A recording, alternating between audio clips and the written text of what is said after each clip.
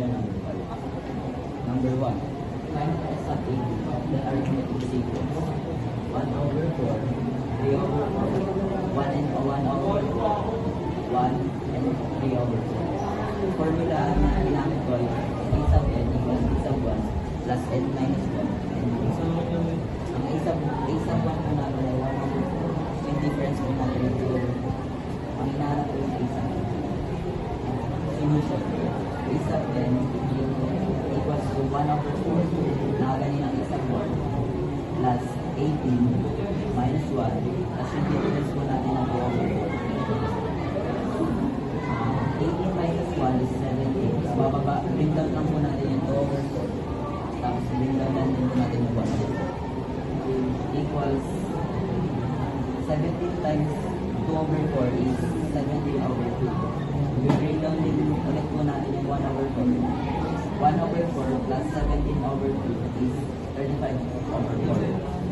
Pwede rin po siya ilipat po natin siya, magiging ano na po siya, 8 over 8 and 3 over 4.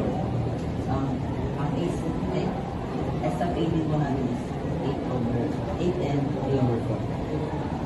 Number 2. Ron is equal to savings for 1 month. He started with 20 pesos in the June month. On the next day, he saved 25, 30 on the third day, 35 pesos on the third day, and 70. So on. If this savings continues, how much will Ron have at the end of the month?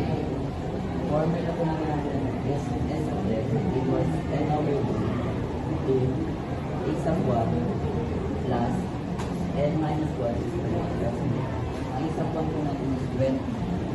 Yung difference po natin is 5. N po natin is 30. Ang hinahanap po natin yung savings po is end of the month.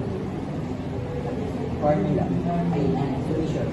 S of N equals 3 over 2 to 2 over 20 plus 30 minus 1. Because yung difference po natin is 5.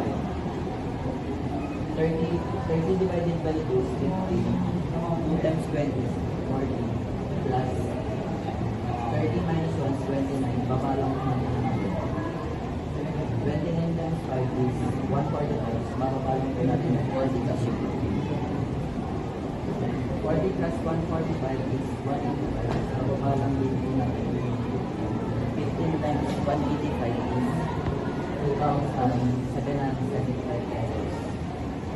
Ang savings meron sa end of the month. That's all.